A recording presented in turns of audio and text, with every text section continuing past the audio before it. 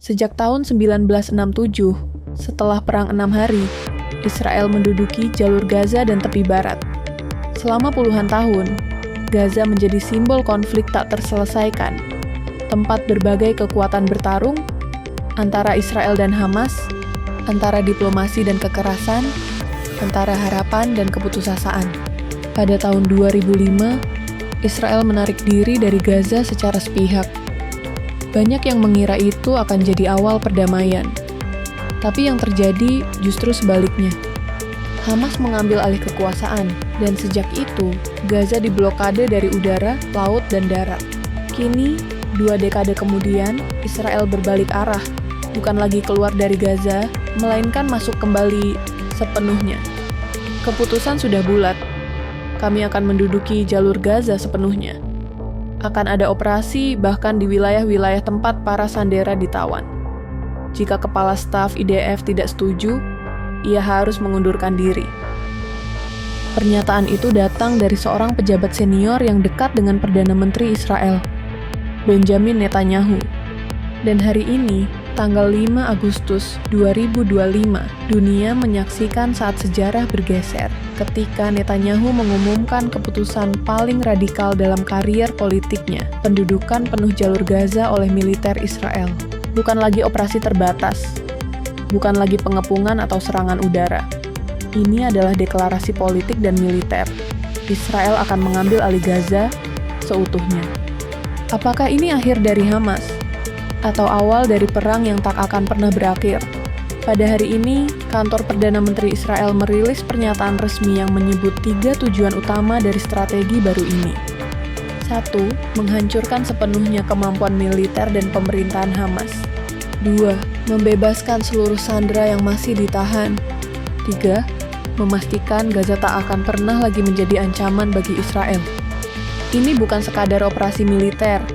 Ini adalah deklarasi pendudukan, dan itu artinya IDF akan menyisir setiap jengkal Gaza, dari Jabalia hingga Rafah.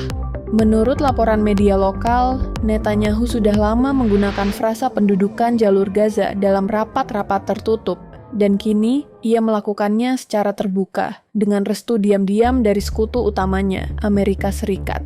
Keputusan ini juga menandai akhir dari ambiguitas kebijakan Israel sejak 2005. Tahun ketika Israel secara resmi menarik diri dari Gaza. 2 dekade kemudian, mereka kembali dengan misi yang jauh lebih besar. Pertanyaannya, kenapa sekarang? Netanyahu saat ini berada di bawah tekanan luar biasa. Koalisi sayap kanan di pemerintahannya telah lama mendorong pendudukan penuh, bahkan mendorong pembangunan kembali permukiman Israel di Gaza. Keputusan ini bisa dibaca sebagai langkah untuk menenangkan basis politiknya, menyelamatkan koalisinya yang retak, dan mempertahankan posisinya di tengah kepercayaan publik yang terus menurun. Bagi Netanyahu, ini bukan hanya soal keamanan, ini soal warisan politik. Jika ia gagal menghancurkan Hamas, ia akan diingat sebagai pemimpin yang gagal. Tapi jika berhasil, ia berharap dikenang sebagai pahlawan. Namun, oposisi menuduhnya menggunakan perang untuk mempertahankan kekuasaan. Mereka menyebut ini sebagai perang politik, bukan perang strategi. Namun di balik deklarasi besar itu, ada retakan besar di dalam sistem pertahanan Israel. Kepala Staf IDF, Letjen Eyal Zamir, bersama sejumlah jenderal senior, dilaporkan menentang pendudukan penuh. Mereka mempertanyakan, apa yang akan terjadi setelah pendudukan? Siapa yang akan mengatur Gaza? Berapa lama ini akan berlangsung? Lebih dari itu, mereka khawatir bahwa operasi darat di area padat penduduk, tempat para sandera kemungkinan ditahan, justru akan membahayakan nyawa para sandera itu sendiri. Bahkan, lebih dari 600 mantan pejabat keamanan, termasuk mantan kepala Mossad dan Shin Bet, mengirim surat terbuka kepada pemerintah Amerika dan sekutu Israel lainnya. Mereka meminta tekanan diplomatik terhadap Netanyahu, menyebut bahwa Hamas bukan lagi ancaman eksistensial dan perang harus dihentikan. Peringatan ini tidak main-main. Mereka menilai pendudukan penuh berisiko menjebak Israel dalam perang gerilya perkotaan tanpa akhir. Kementerian Luar Negeri Palestina menyebut ini sebagai deklarasi perang terhadap seluruh rakyat Palestina. Uni Eropa terpecah. Belanda secara terbuka mengancam akan memberlakukan sanksi, bahkan telah melarang 2 menteri Israel masuk ke wilayahnya. Sementara Jerman dan beberapa negara lain masih ragu mengambil langkah keras. Namun jelas, arah angin global mulai berubah. Beberapa negara Eropa telah mengakui kenegaraan Palestina sejak tahun 2024, dan keputusan Netanyahu ini hanya akan mempercepat isolasi Israel secara diplomatik. PBB dan organisasi kemanusiaan memperingatkan, dengan sistem kesehatan yang runtuh, pendudukan penuh bisa memicu bencana kemanusiaan, kelaparan massal, runtuhnya infrastruktur sipil, dan angka kematian sipil yang meroket. Yang paling keras datang dari Pengadilan Kriminal Internasional, ICC. Setahun lalu, mereka telah mengajukan surat perintah penangkapan untuk Netanyahu atas dugaan kejahatan perang. Kini, dengan langkah pendudukan ini, jaksa ICC punya alasan lebih kuat untuk memperluas penyelidikan mereka. Apa yang bisa terjadi selanjutnya? Ada 3 skenario utama yang mungkin terjadi. Skenario 1, Israel berhasil menguasai seluruh Gaza. Hamas dikalahkan secara militer. Tapi lalu apa? Siapa yang memerintah? Apakah IDF akan tinggal di sana untuk waktu tak terbatas?